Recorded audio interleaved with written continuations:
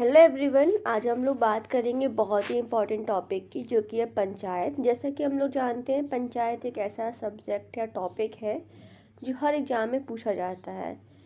इसका क्वेश्चंस बहुत इंपॉर्टेंट होते हैं, चाहे वो पीसीएस हो, आरओ हो या फिर ग्रुप डी या फिर कोई भी एग्ज़ाम हो, एक या दो क्वेश्चन देखने को मिलते हैं। तो ये टॉपिक बहुत छोटा है और तो कम समय में इसको करेंगे। चलिए शुरुआत करते हैं। सबसे पहले जानेंगे कि आर्टिकल कितने हैं पंचायत में। तो 243 से 243 ओ तक जितने भी आर्टिकल है वो पंचायती कैटेगरी में आते हैं। तो सबसे पहले इन आर्टिकल को अच्छे से पढ़ाई करते हैं और देखते हैं। तो आर्टिकल 243 में क्या है, पंचायत की परिभाषा है कि पंचायत में आता क्या है और कैसे होती है। तो इसकी पंचायत की परिभाषा दी गई है। देन हम बात करते हैं 243 ए। तो ए फॉर असेंबली, इसको याद करने की ट्रिक कह सकते हैं कि 243 ए फॉर असेंबली। तो ए में ग्राम सभा, और ग्राम सभा में कौन आता है, जो जो लोग रजिस्टर्ड होते हैं तो उनको ग्राम सभा कहते हैं। तो 243 ए में ग्राम सभा की बात की गई है। देन बात करते हैं 243 बी। तो बी से क्या कर सकते हैं, बिल्ड कह सकते हैं ना। तो पंचायतों के गठन की बात की गई है। तो 243 बी यानी कि बिल्ड। तो 243 बी में क्या है, पंचायतों के गठन की बात की गई, किस तरीके से पंचायत गठन की जा सकती है। नेक्स्ट हम लोग बात करते हैं 243 सी। तो सी फोर हो जाएगा कंस्ट्रक्शन। तो जिस प्रकार से पंचायत की कंस्ट्रक्शन क्या है, जैसा कि हम लोग जानते हैं पंचायत से संबंधित विभिन्न कमेटियाँ आई समय समय पर और उन्होंने अपनी अपनी रिकमेंडेशन दी थी। तो जैसे पहले जो एक कमेटी आई थी अशोक मेहता, उन्होंने 2 टायर सिस्टम कहा था, तो जिसको एक्सेप्ट नहीं किया गया। इसके बाद आते हैं बलवंत राय मेहता, जिन्होंने पंचायत की 3 टायर सिस्टम की बात की थी। और अभी हमारे वर्तमान भारत में जो पंचायत की संरचना है वो 3 टायर संरचना है। नेक्स्ट बात करते हैं 243 डी। तो डी को ऐसे याद कर सकते हैं, डी फॉर दबे लोग। तो जो दबे लोग कौन होते हैं, जो सोसाइटी में बैकवर्ड होते हैं, जिनकी सोसाइटी में उतना प्रोग्रेस नहीं हुई है। तो अक्सर ऐसे लोगों को क्या कहा जाता है, जो SC ST समुदाय से बिलोंग करते हैं, फिर महिलाएं। तो इन लोग को दबे कैटेगरी में रखते हैं। इस प्रकार से 243 में SC ST और महिलाओं का आरक्षण की बात की गई है, ताकि उनकी प्रगति की जा सके। देन बात करते हैं 243 ई। तो ई को ऐसे ले सकते, ई फॉर क्या होता है, ईयर। तो ट्रिक याद करने की ट्रिक है। तो जो पंचायतों का जो टाइम पीरियड होता है वो 5 साल तक माना जाता है। देन हम बात करते हैं 243 एफ। तो यहाँ एफ का मतलब हो गया फेल। फेल से कह सकते हैं कि पंचायत के सदस्यों की अयोग्यता क्या है, कि कौन जो पंचायत के मेंबर नहीं हो सकते, तो उनकी अयोग्यता की बात की जा रही है यहाँ पे। ठीक है, आगे बढ़ते हैं 243 जी। जैसा कि हम लोग जानते हैं कि ग्लूकोन डी पीने से पावर आ जाती है। तो जो पंचायतों की शक्ति की बात की गई है वो 243 जी में की गई है। किस में की गई है, 243 जी में की गई है। नेक्स्ट बात करते हैं 243 एच।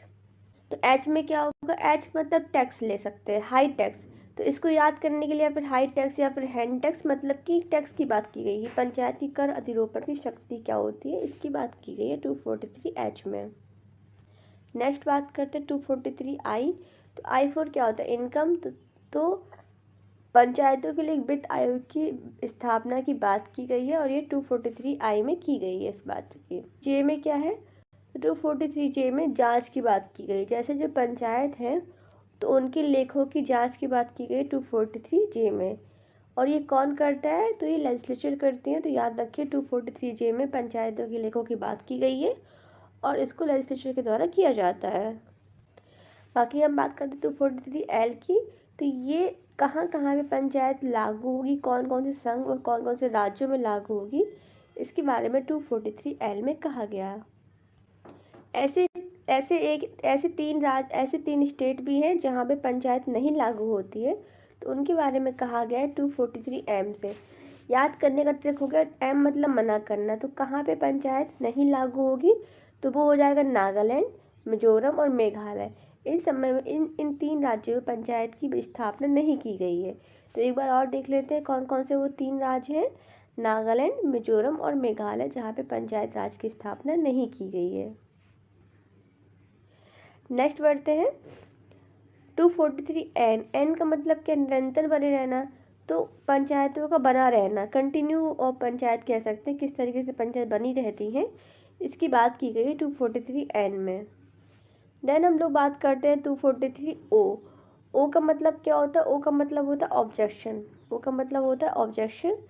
तो जैसे कि हम लोग देखते हैं अक्सर, यदि मान लो कभी पंचायत में कोई विवाद होता है तो क्या वो विवाद न्यायपालिका के द्वारा सुना जाएगा? तो नहीं, पंचायतों के जो विवाद है वो न्यायपालिका में नहीं जा सकते हैं।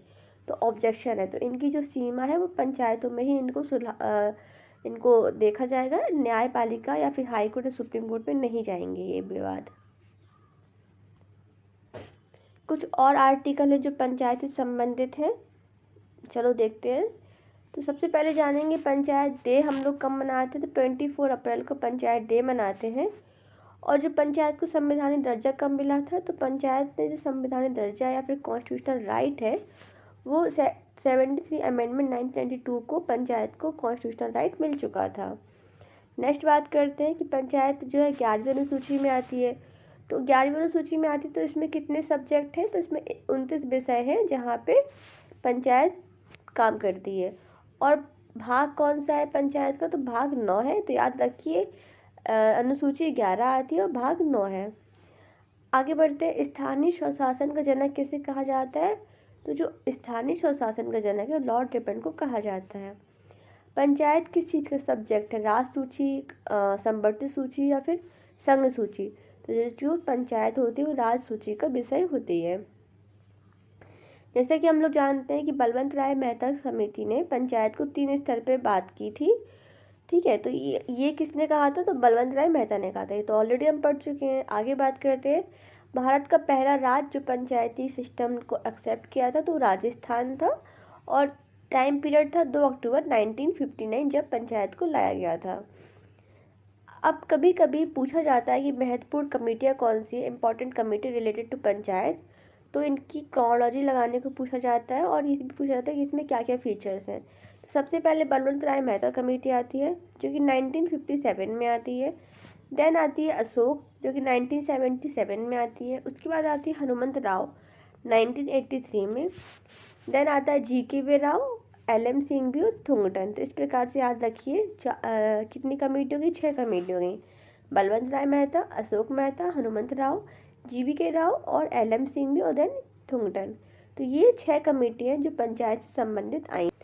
अब कुछ और क्वेश्चन है, जैसे पंचायत के जो चुनाव का निर्णय वो कौन करते हैं कि कब होगा चुनाव? तो ये राज्य सरकार करती है। और पंचायत के चुनाव होते हैं, उनकी न्यूनतम आयु कितनी होती है? तो यदि पंचायत का चुनाव लड़ना है तो 21 वर्ष होती है, जबकि वोट करने की एज तो वही 18 साल होती है, लेकिन यदि उम्मीदवार बनना है तो उसकी एज 21 होती है। तो इस प्रकार से हम लोगों ने बहुत ही बेसिक कॉन्सेप्ट पढ़े जो पंचायत से संबंधित इम्पोर्टेंट थे। यदि आपको वीडियो पसंद आई हो तो थैंक्स फॉर वॉचिंग।